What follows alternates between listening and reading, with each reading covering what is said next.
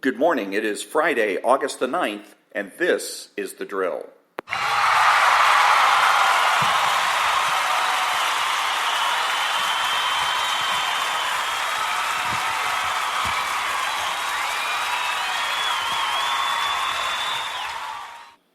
And thank you very much. This is Ron, your host, the only true conservative in the United States of America today, because I'm the only one that makes the presumption for the status quo. And my podcast is about demonstrating how to beat the left each and every day. My podcast is made possible by Spreaker.com. It can be heard on iTunes, Spotify, Google, and YouTube. My email address is storytimes@hotmail.com, and I'm on Twitter at Ronald Hardgrove and on Facebook at The Drill. So I started my socio-political odyssey as a conservative Republican, and I knew that I was a conservative Republican because the left told me so. The left said, these are the issues, and where you stand on these issues is where you stand politically. So then I checked all that, and I said, oh, okay, I'm a conservative Republican. Problem was that every time I got into an argument or disagreement with somebody on the left, I couldn't win. I didn't always lose, but I couldn't win. And I thought that that was rather odd. How is it that that can be? And I found the same thing with people that I read in the newspaper or I saw on television, right-wing pundits versus left-wing pundits, and the right-wingers had a hard time winning and very infrequently won an argument. So it was then when upon doing some further research and investigation, I figured out that the left has been selling us a bill of goods, that the issues that they have given to us are actually left-wing issues, and that there is no way for a conservative to win on those issues. When somebody comes to you and say, where do you stand on abortion? It's a setup. It's a setup question. Where do you stand on the environment? It's a setup question. You can't win when you're going to play the game by those rules. So that's when I realized that in order to win and win all the time, I'm going to have to redefine what it means to be a conservative and redefine what the issues are for true conservatives.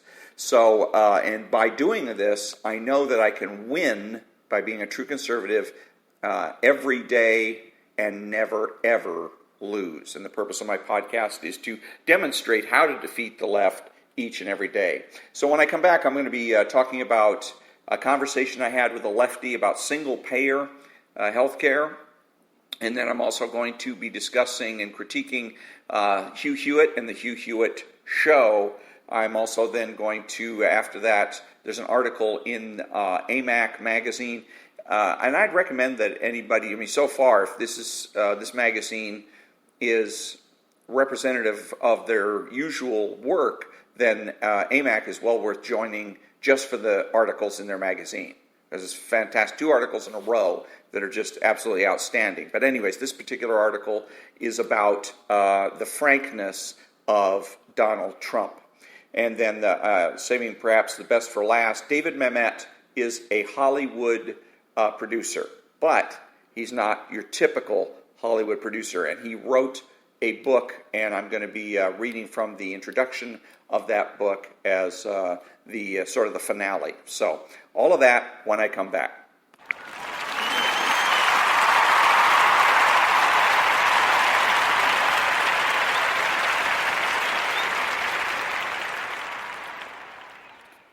Thank you very much. Welcome back. And so single payer, that's been a big issue for years, decades. One of the touchstones or cornerstones of left-wing progress is having a government in which that pays for people's health care, basically. But what I wanted to do here is demonstrate the difference and explain the reasons why, the difference between being a true conservative and a reactionary / traditionalist, and why it makes a difference, why it's important. When you're going to get a single-payer situation, the left likes to play certain games. So they'll walk up to you and say, hey, single-payer, what do you think? Something of that nature. Or they might just come out and say, hey, single-payer is the way to go. promoted outright. Now, from Rush Limbaugh, Sean Hannity, Hugh Hewitt, the whole spectrum of right-wing pundits, they immediately, when they hear single payer, then they jump up and down, scream and yell, start foaming at the mouth, and saying, no, it's too expensive, the health care is going to go to hell, the quality's no good, on and on about all these reasons why we can't have single payer.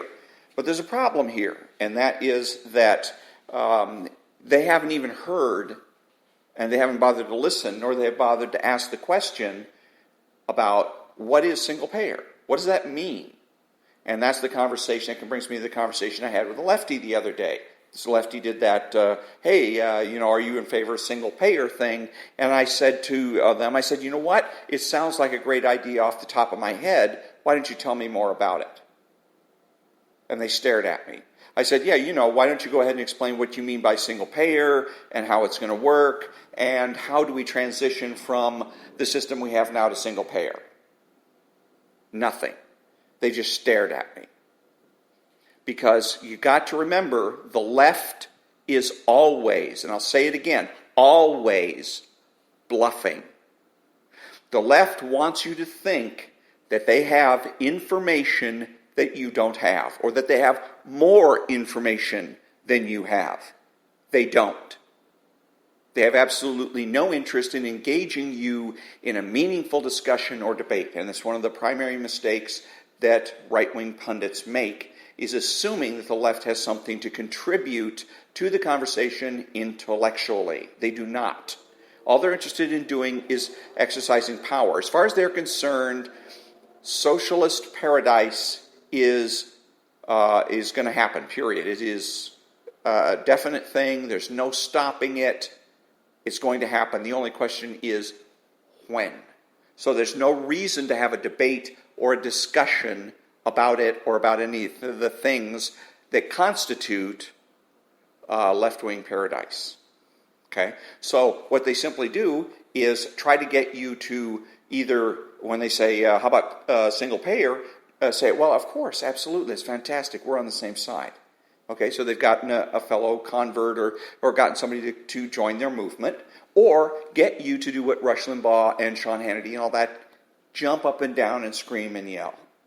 So when Sean Hannity and Rush Limbaugh are doing that without asking questions, without having an open mind about it, what they're doing is they're not being conservative, they're being traditionalist. Okay? The conservative will change, but you have to give the conservative a reason to change. The traditionalist fears and resists change to death. They would rather die than change. And that is what Rush Limbaugh and Sean Hannity are demonstrating when they start foaming at the mouth, jumping up and down, screaming and yelling about, oh, it's going to cost too much, it's going to be this, it's going to be that, it's going to be terror on earth and horrible. They wear themselves out, they screw up their credibility, they screw up their integrity, they make themselves look bad, they make their followers look bad, and they also help to create, because what they're basically trying to do is prove a negative, prove why something shouldn't happen. And by doing that, you create a psychology whereby in the back of your mind you think that it is inevitable. You create the psychology of inevitability. And eventually you get worn down, you get tired of arguing, and you just say, screw it, go ahead, whatever. Okay. That happened in California. An example of that was John and Ken show. And there are talk show hosts. They don't claim to be conservative or liberal, although I would consider them true conservative. Not perfect true conservatives, but I would consider them true conservatives because they are more common sense oriented, and they're willing to change. But they want to change in a common sense sort of way. Again, you got to convince them, you got to prove to them, and then they'll listen to that. They have an open mind. They're not traditionalist, in other words. But there was something on the ballot a year or two ago, last election, where about the recreational use of marijuana. It was a ballot measure, and John Cobelt of John and Ken told, because they have a voter guide, every time there's an election, John and Ken have their voter guide of what you should vote yes or no on, et cetera, et cetera. And so on this particular issue, they said, vote yes on it. Why? Not because they think smoking dope is a good idea or the recreational use of marijuana is a good idea. They said, do so because it's inevitable. There's the psychology of inevitability. And the fact of the matter is, it's not inevitable. No man-made reality is inevitable. It just isn't.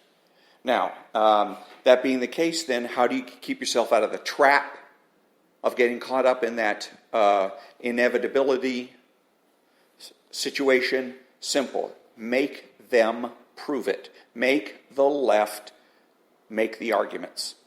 That's why you keep an open mind. First of all, it's a good idea because who knows, maybe when they say single payer, they're talking about something else that maybe end up being a good idea.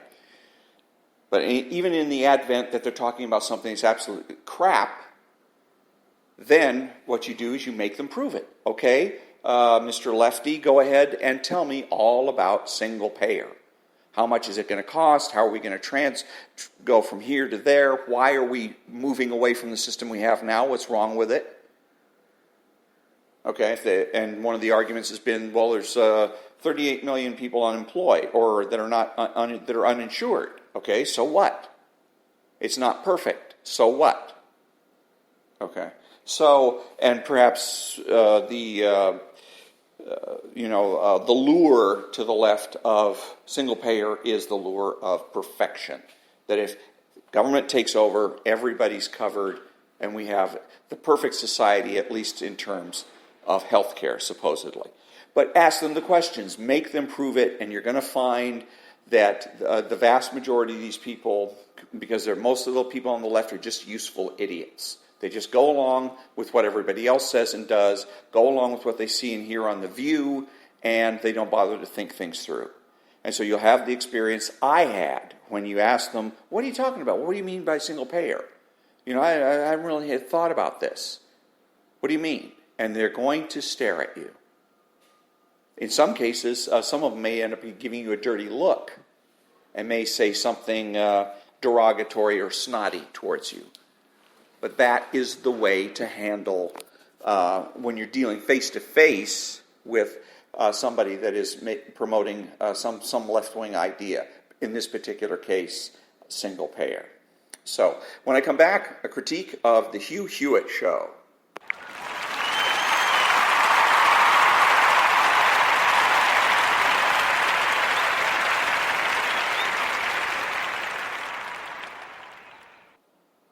Thank you very much. Welcome back. And the Hugh Hewitt show, I listen to every morning here in California. It comes on at 3 a.m.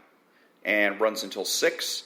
And I usually start listening to it right around 4:15, thereabouts. And I used to start listening to it at 3 when I used to get up that early.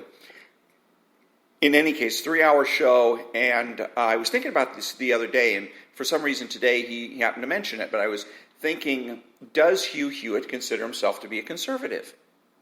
Because I don't remember ever hearing him say, hi, I'm Hugh Hewitt, I'm a conservative, like you hear from other pundits. And this morning, and as a matter of fact, yesterday as well, he came out and told his audience, I'm center-right. I'm center-right. And so, I don't know what that means. He didn't bother to define what he means by center-right. And this is in association with, he interviews people on the left all the time. He had an interview with a F. Chuck Todd, who is I think he's a CNN contributor. He's on one of the shows on CNN. And I think I think he's on like Face the Nation or something of that nature. But the point is that F. Chuck Todd is left. There's no doubt he's left. And he was playing clips of F. Chuck Todd going through this left-wing litany. And one of the things I can't stand is if you're going to be a right-wing pundit, don't broadcast or advertise the left. Okay, they have their own vehicles. Let them use it. Don't use your show, especially Rush Limbaugh, 20 million listeners, and you're going to waste the listeners' time broadcasting clips from people on the left. I just don't get that. CNN is just about to get flushed down the toilet, but Rush Limbaugh helps them out all the time by playing clips from their shows. Brilliant. Absolutely brilliant. So anyways, he was talking about how, yes, I do interview people on the left all the time. And he was also defending Chuck Todd in certain ways. Yes, he's a lefty, but he's fair. And so is also a lefty, but fair. He named 3 or 4, and then he said, but there's other people that are just that are terrible, and they're left, but they're not fair at all, and whatnot. So, but basically, he's justifying who it is that he decides that he wants to interview, and he says basically he's center right. But problem is he doesn't explain what that means. What does it mean to be center right? No answer. And it is, again, his show really comes off as a lefty would do it, where the left likes to say, we'll give you the facts and let you decide. It sounds very egalitarian, it sounds very empowering, but the problem is the phrase, we will give you the facts. What facts? Are they really giving you the facts, or are they giving you their facts? Okay, and if they give you their facts, then they've slanted the argument already. So now you're in a position where the only decision you can make, the only way you can decide as to what is right or wrong or good or bad is in their favor, right? So if they come out and they say, we'll give you the facts. The fact on abortion is that poor people are aborting their kids so that they can, survive, for survival situation. Now, are you going to, if they give that to you as the facts, what are you going to be thinking about abortion? Okay, now if I come back and I tell you that abortion, that life begins at conception, and that any abortion of a fetus is just simply killing a human life, not necessarily murder. Murder goes too far. Homicide is what I would definitely describe it as. That's the more accurate description. And if I say that life begins at conception, and therefore any abortion kills the child, how are you likely to look at the situation now? Different facts, and you can, both of them, you can make the argument are facts, but they lead you to different conclusions. And Mr. Hewitt has a tendency to do the same thing. He also has been brainwashed into believing in the word fairness. I get the distinct impression Sean Hannity in particular, are ones who feel this compulsion to be fair. But the word fair hasn't been defined to them, and they haven't defined it to their viewers. What does that mean, fair? Fox News says the same thing. More Fox News, fair and balanced. But they don't explain what that means. What does it mean to be fair and balanced? And so this is where he goes wrong. If he's going to be a conservative, because center-right is another wishy-washy way of saying, I think, moderate. There's no such thing as moderate. If you don't learn anything else out of this broadcast today, learn that there is no such thing as moderate. There's no moderate position on abortion. There's no moderate position on the budget. There's no moderate position on anything. Moderate is simply a way of the left encouraging conservatives to move to the left. Because if we look at this from right, left, and center, and they say that some people are in the center, well, if you're a conservative, which direction do you have to move to end up in the center? You got to move left. Okay, that's why I say that Senator McCain was a liberal Republican. Okay, that's a left-wing Republican. The media wanted to portray him as being a conservative, but he was a maverick, he was a moderate. Let's just say a moderate Republican. But he's not. He wasn't. He was a left-wing Republican. He was a liberal Republican. He didn't like conservatives or conservatism. He had no use for people like Rush Limbaugh. He was a lefty. And the other part of the Hugh Hewitt show that I wanted to mention in regards to, in general, how he operates, is that he spends so much time reacting to the left. And that's part of the idea, I think, of putting left-wing people on the show. Then he can, after the interview's concluded, he can spend time reacting to what it is that F. Chuck Todd said.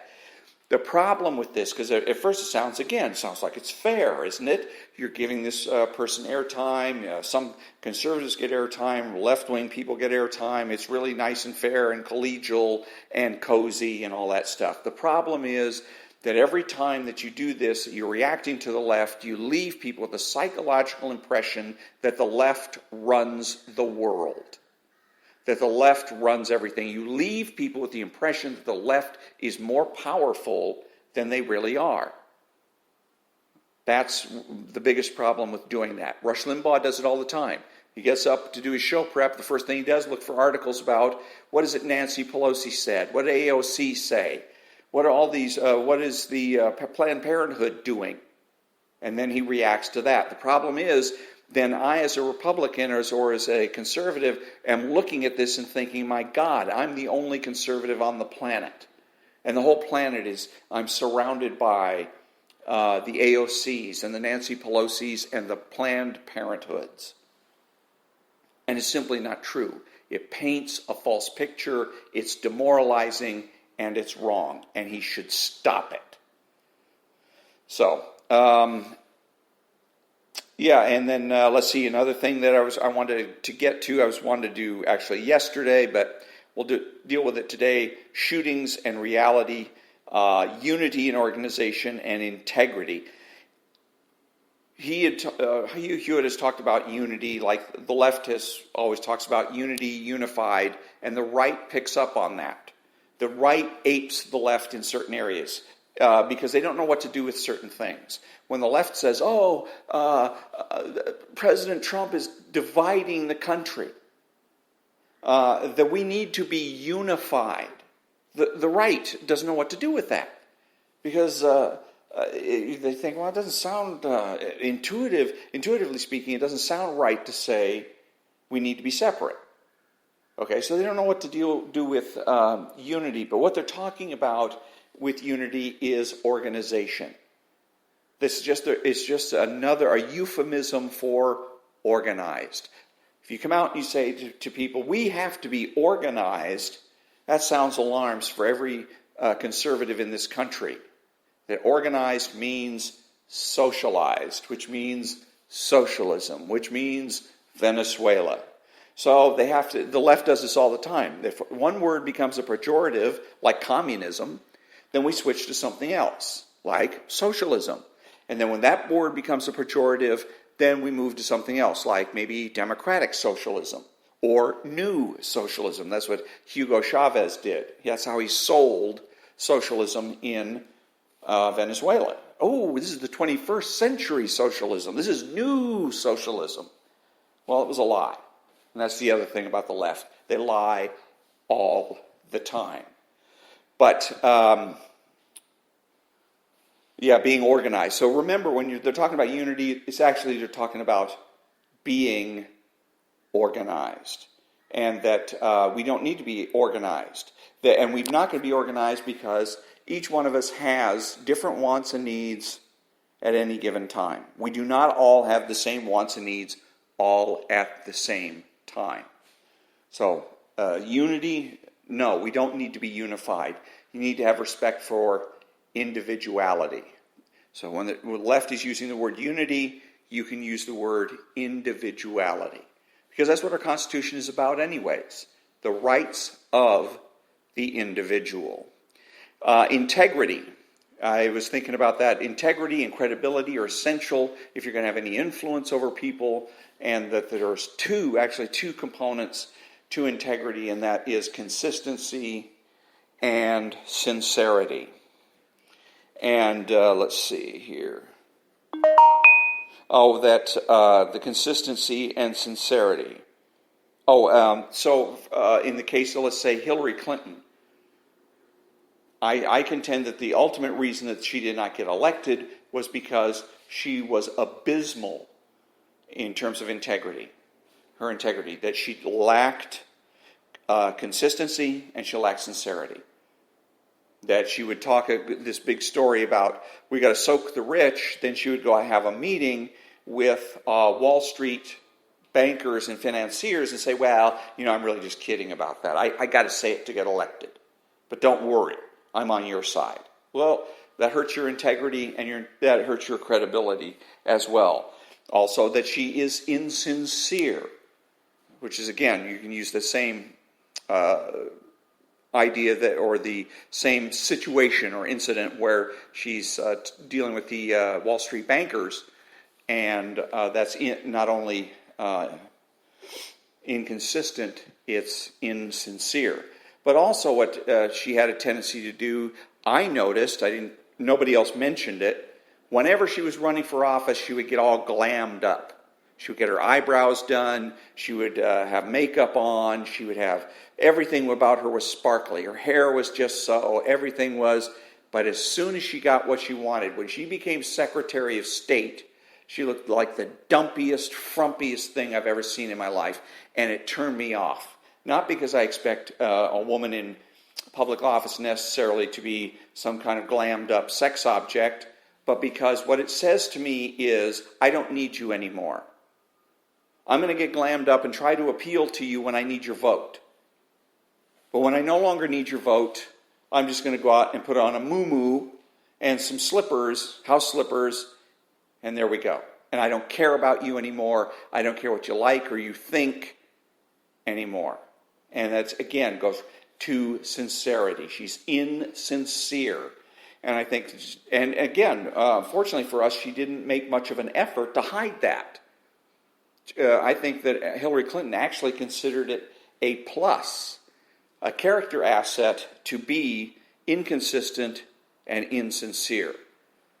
But those things hurt her integrity. Without much in the way of integrity, you really have no credibility, so she can come out and talk all she wants to about single payer or any other issue, and nobody's really going to pay attention. So in the end, what a surprise that she ended up losing the election. And so when I come back, I'm going to be reading from an article in AMAC magazine about, it's a brief article about Donald Trump.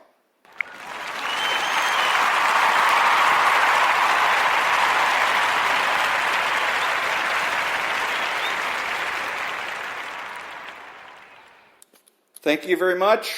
Welcome back. And like I said, AMAC, if this particular issue is an example of the work that they do on a regular basis, AMAC's worth joining the Association of Mature American Citizens just for the magazine. This particular article is called President Trump's Candid Leadership by Andrew Mangione. President Trump's detractors have always described him as a real estate mogul and reality television star. Perhaps it is his reputation as the consummate deal maker that forged his perception of political correctness as an assault on free speech. Much attention has been given to his use of social media both while he was campaigning and now as president. National Public Radio even dubbed him the, quote, commander in tweet, unquote. The more polite words used to describe his presidency by those who oppose him include, quote, unconventional, unquote, and, quote, gleefully flouting the norms of governing and presidential behavior, unquote. But what his opponents can't figure out is how his political views and the way he argues his position consistently result in policy decisions that strike deep moral tones with most of the country. For instance, Trump has been very vocal in his support of life. In addition to declaring January 22nd, beginning in 2018, as, quote, National Sanctity of Human Life Day, unquote, he also addressed March for Life participants live from the Rose Garden that year. Additionally, he overturned an Obama administration rule that prohibited states from defunding abortion service providers, and in early 2019 partially defunded Planned Parenthood in a move that could cost the abortion procedure giant up to $60 million in taxpayer dollars. In 1995, Congress passed a bipartisan bill that recognized Jerusalem as the capital of Israel and therefore required the U.S. Embassy to be located there. Yet Presidents Clinton, who signed the bill, George W. Bush, and Obama chose not to make the move. This changed in the spring of 2018 when President Trump did what his predecessors had promised and moved the United Nations Embassy in Israel from Tel Aviv to Jerusalem. This one act set into motion identical moves from other countries, including Paraguay and Guatemala, which announced the relocation of their embassies to the Israeli capital. Others, such as Romania, Honduras, and the Czech Republic, may do so as well. By locating the U.S. Embassy in Jerusalem, President Trump officially accepted Israel's preferred capital, where the Israeli parliament, Supreme Court, and seat of government are already located. This move is considered by Jews the righting of an injustice for a loyal ally that has been perpetuated for years. Trump's view on national security underscores his commitment to building a wall on the United States southern border. His candor in calling for immigration reform, while at the same time recognizing that America's borders are being abused by other countries, including those that sponsor terrorism, will ultimately make all Americans safer and improve the experience for people who seek legal entry into the United States. Democrats like to claim that their party alone supports the advancement of women. However, a quick check reveals that it was President Trump who initially placed more women than the Obama administration into senior-level positions within his cabinet. This accomplishment was dutifully ignored by virtually all media outlets who gave President Trump little or no credit for his choice of women for these powerful, prestigious jobs. President Trump is a big-picture kind of leader who is not afraid to speak his mind, regardless of the predictable hysterical reactions from those who oppose him. His political and policy frankness have brought a dose of reality to Washington, and his leadership confirms a forthrightness that is good for the country as well as the global community. And that, again, is from an article from Andrew Mangione and in the current issue of AMAC magazine. A couple of note a couple of things. It says here, Sanctity of Human Life Day and the issue of being pro-life. One needs to be careful about that, because if you're going to be pro-life and pro-military, that's a contradiction in terms. You know, you can't be pro-military and pro-life. Military is about killing people and taking territory. So, the more accurate thing is anti-abortion. National Anti-Abortion Day. That's what it should have been. That way you can be specific. Also, you cannot say you're pro-life and be pro-death penalty. Okay, you just can't. It's contradiction, hurts your integrity, hurts your credibility, and you lose influence with people. So again, the point is anti-abortion, not pro-life. I understand why people did that, because they don't want to be seen as reactionary or as the anti-party or the anti-people. But you have to be specific when it comes to this particular situation. Otherwise, again, you end up hurting your integrity. Also, now he says, Democrats like to claim their party alone supports the advancement of women. And we get into women and men's issues.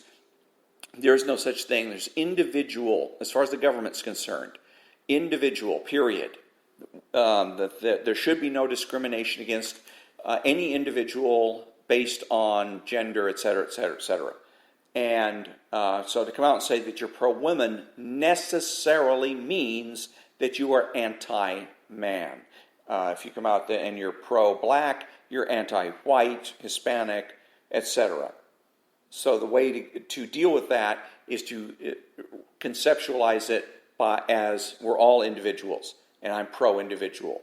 And what he's actually pro here, assuming that Donald Trump appointed women to prestigious positions, was that they were the best qualified for the job, and that he did not appoint them simply because they were women. Okay, so that's what the way the article should read, and if you want to be consistent conservatively, is to say that he appointed the best people for the job who happened to be women. And let's see, preferred capital, national security. On the border, including those who sponsor terrorism.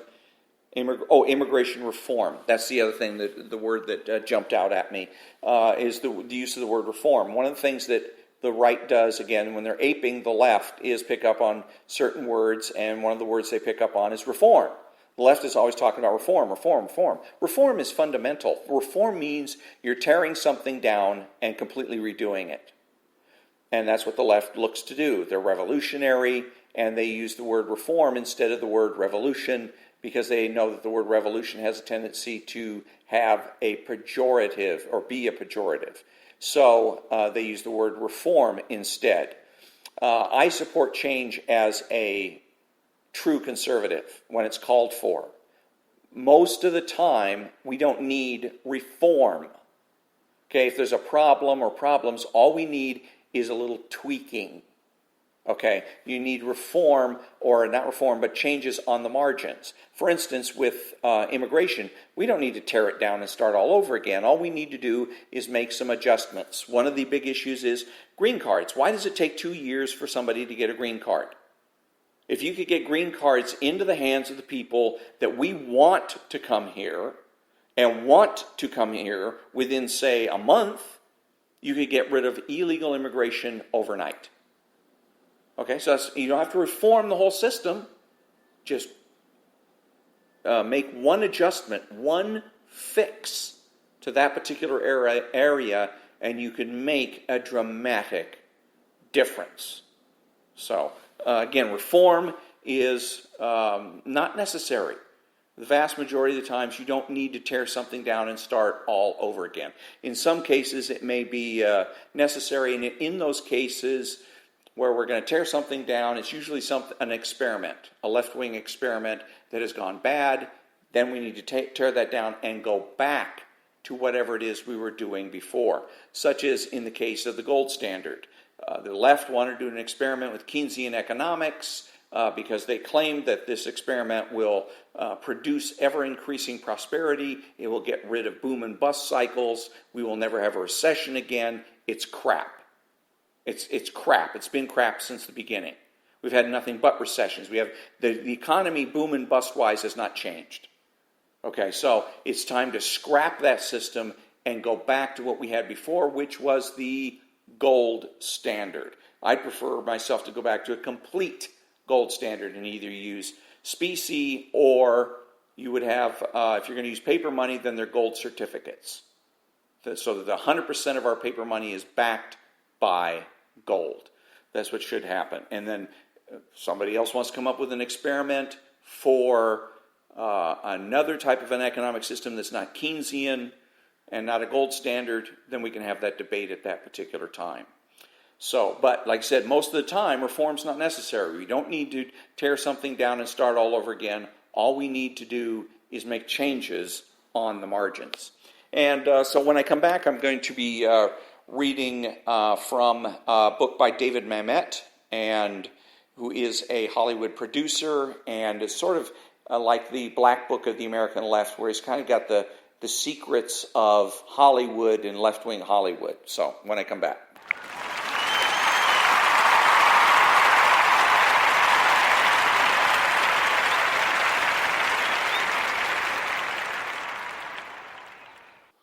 Thank you very much. So David Mamet, let me bring him up here on Kindle, and he's got a book. Let's see if I can find the title here. Well, it's in the Library of Congress. That's good, I guess. And so the chapters, dedication, The Secret Knowledge on the Dismantling of American Culture by David Mamet. American culture is what drives politics, not the other way around. You listen to Rush Limbaugh, he thinks that the way to solve the problems in this country is simply to get enough conservatives elected to national office and offices all over the country. And it's not true. It's culture that shapes our politics. So the political things that you see going on in our country today are the result of years and sometimes decades of work by the left to undermine our culture. And so David Mamet has written a book about this and how the left deals or shapes our culture through the movies, basically. So chapter 1 is called The Political Impulse. All religions stem from the same universal needs. Each contains awe, obedience, grace, study, prayer, and submission. Each religion will order and stress these elements differently, but their root is the same, a desire to understand the divine and its intentions for humankind. The political impulse similarly must, however manifested, proceed from a universal urge to order social relations. Emotions may elevate practical partisan differences to the realm of the spiritual or doctrinal, which is to say, the irreconcilable. Democrats, notably, are more likely to credit terrorists taken in battle against our country rather than Republicans, and many liberal Jews to believe the statements of Hamas rather than those of Israel. In the election of 2008, environmental, social, and financial change were the concerns of both parties. The right held that a return to first principles would arrest or rechannel this momentum toward bankruptcy and its attendant geopolitical dangers. It suggested fiscal conservatism, greater and more efficient exploitation of natural resources, lower taxes, a stronger military.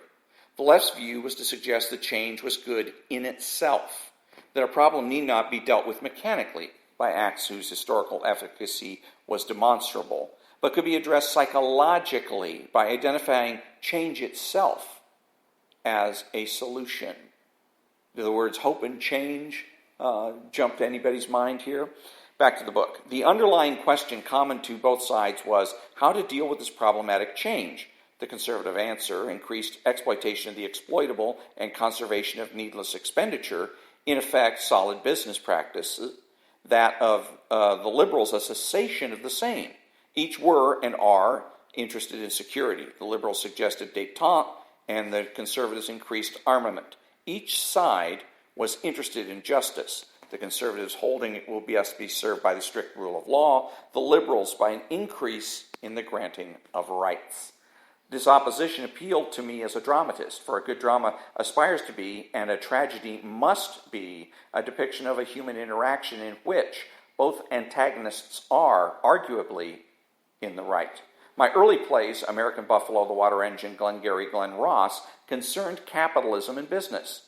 This subject consumed me as I was trying to support myself, and like many other young man or woman, had come up against the blunt fact of a world which did not care.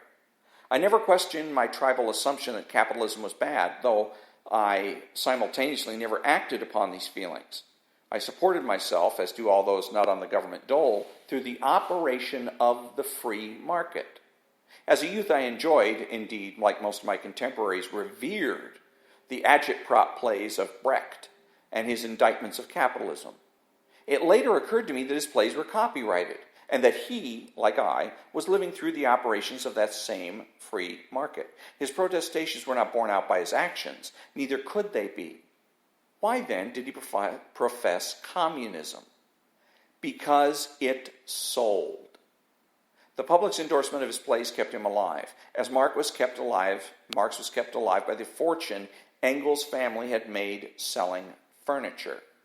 As universities established and funded by the free enterprise system, which is to say, by the accrual of wealth, house, support, and coddle generations of the young in their dissertations on the evils of America. We cannot live without trade. A society can neither advance nor improve without excess of disposable income.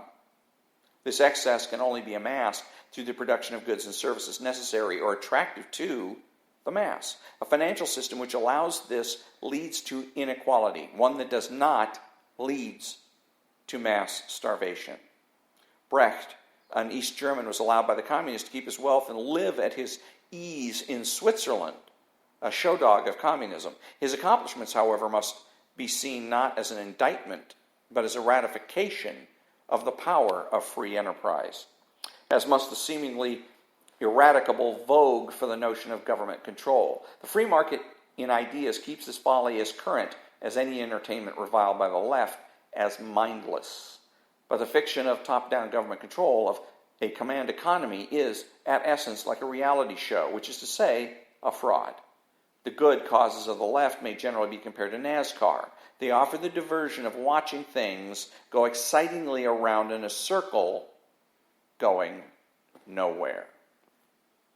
And what I wanted to bring up here was this little sentence here that really struck me and jumped out at me was, he said, why then did he profess communism, Brecht? Because it sold. And it brings me up to the point, we used to have non-profit news in this country. The NBC, ABC, CBS presented the news as sort of a gift to the American people. And it was considered, I guess, a duty or whatnot. But the point is, the news departments were not interested in trying to create a profit for the news department, as they are now. CNN is a for-profit. MSNBC is for-profit. CBS, NBC, ABC, all for-profit news. They're trying to make a buck. It changed, I think it was in the 80s. But up until then, it was non-profit. And so I think, and I speculate, that part of the reason the left liked the idea of changing the news to a profit-based model is that they could then say, because right now capitalism, capitalists, Republicans, and conservatives get short shrift in the news. They're very often painted out to be doofuses, boneheads, klutzes, and just generally stupid and bad people. And very, very few things, very few conservative things or people do they spend much time with conservative people or things on these news programs that CNN and MSNBC are generally, by and large, obsessed with and are promoting left-wing ideas.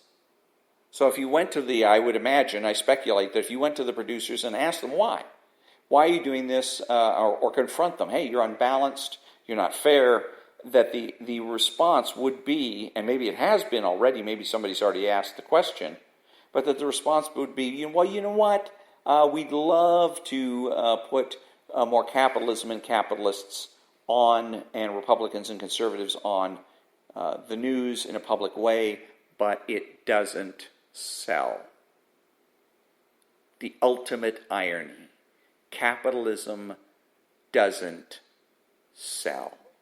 And so that's what this little statement here, then. Why did he profess communism? Because it sells.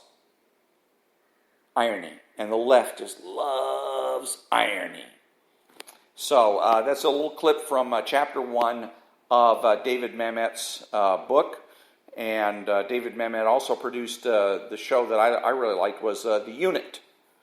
And but he's produced a lot of good television programming. If you're always thinking that television shows always are promoting left-wing ideas and whatnot, what is it? They have one about the new family or something like that. David Mamet, if you're looking for something, you're trying to figure out whether or not a show is worth watching. If David Mamet is associated with it, that's a pretty good indicator that it's going to be something other than a left-wing screed. So, back in a minute.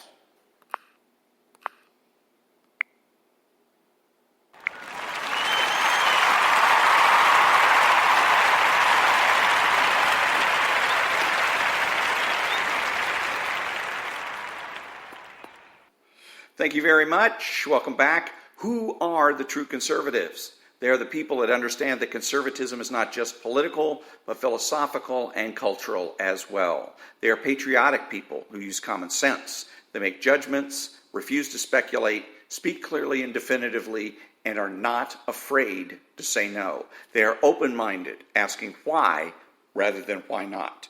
They are consistent, credible, and influential, not ashamed of their existence, unafraid to learn or correct their mistakes.